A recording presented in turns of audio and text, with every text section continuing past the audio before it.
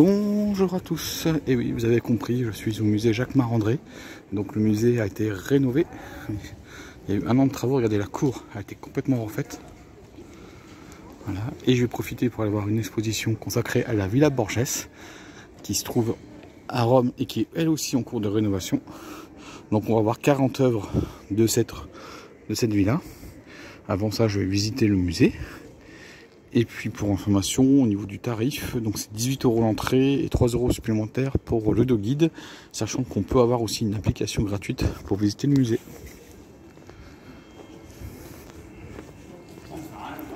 Ah et au fin, nous sommes maintenant plus de 200 sur la chaîne et je vous en remercie.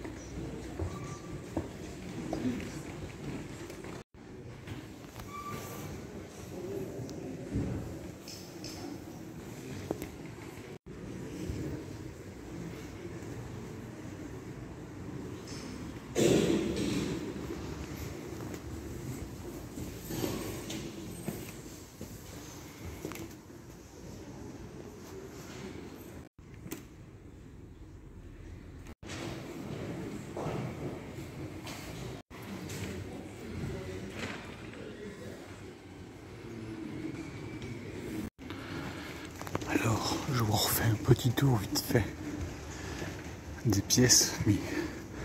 Pour si vous tombez pour la première fois sur une vidéo sur le musée Jacques Marandré, je suis déjà venu plusieurs fois. Et donc, il faut voir mes anciennes vidéos pour voir d'autres œuvres.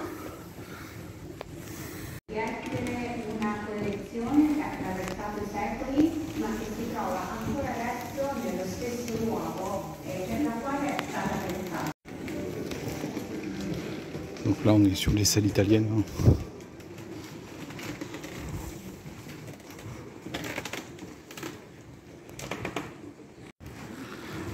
Ah, l'Italie que j'aimerais bien réellement visiter, même si je connais la partie ouest de la Ligurie.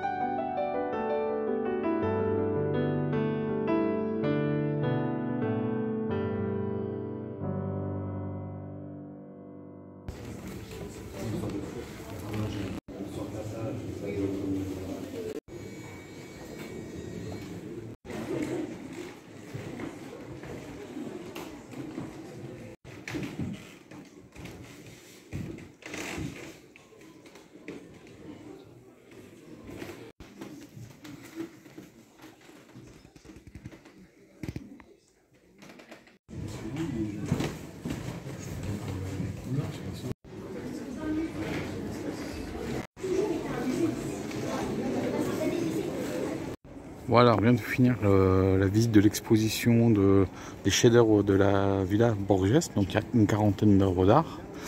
Il y a donc Borghese, c'est le nom du cardinal Scipione Borghese, qui est le neveu du pape Paul V, donc au début du XVIIe siècle, 1605. Et Scipione donc a été un grand féru collectionneur d'art, alors qu'il a acquis légalement et parfois certains, on va dire, il a forcé la main comme on dit. Mais c'est un grand collectionneur. Et donc comme je vous dis, sa villa est en rénovation pendant 3 ou 4 ans, je crois, voire même 5 ans, je sais plus du tout. Franchement, la cour elle est bien refaite. Hein.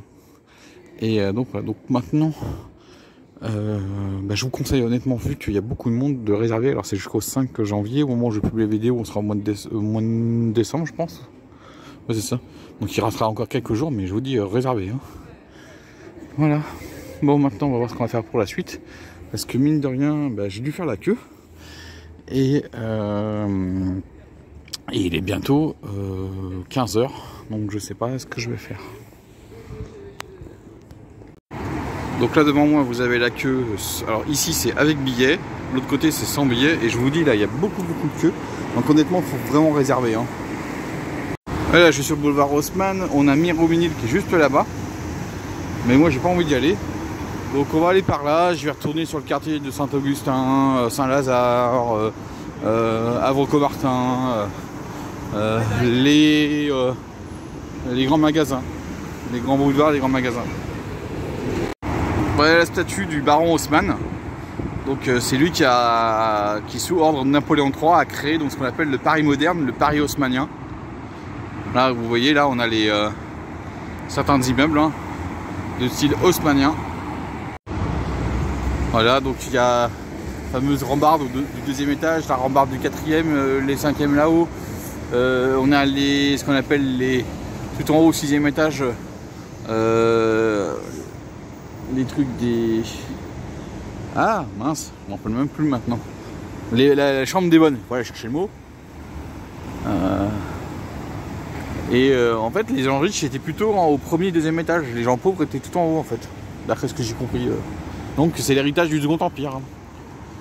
Bien sûr, les immeubles n'ont pas été terminés après la guerre de 1970. Hein. Il y en a certains qui sont terminés bien après. Hein. C'est ce qui a marqué la construction des immeubles à Paris pendant très longtemps. Les feux sont en panne et c'est un peu le bordel au niveau de la circulation. Hein. Donc là on est sur la place Saint-Augustin. Et vous avez l'église. Donc j'avais déjà fait une vidéo dans l'église. Hein. Faut regarder mes précédentes vidéos. Voilà l'entrée de la station Saint-Augustin. Ah, cette fameuse 14. Alors depuis son ouverture à l'aéroport d'Orly, il y a entre 30 000 et 35 000 voyageurs jour à l'aéroport d'Orly.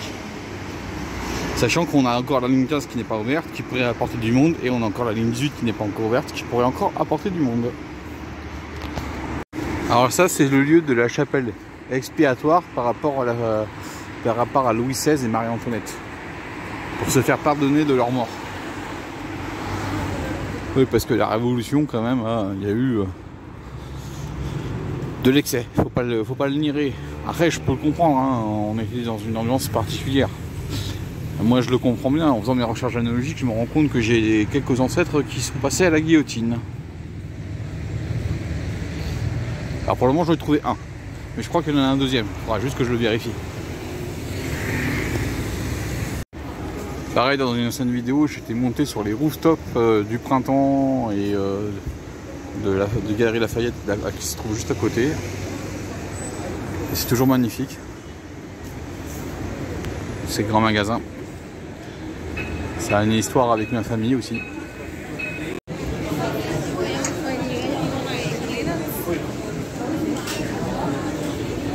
Voilà, quand le premier métro, la première partie du métro a été construite, en fait la route est juste au-dessus. On est sous la chaussée, on est à 3-4 mètres sous la chaussée. Bon, voilà, maintenant moi je vais rentrer.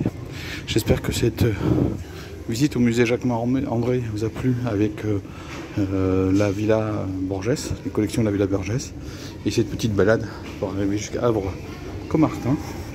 Moi je vous dis ciao et à la prochaine.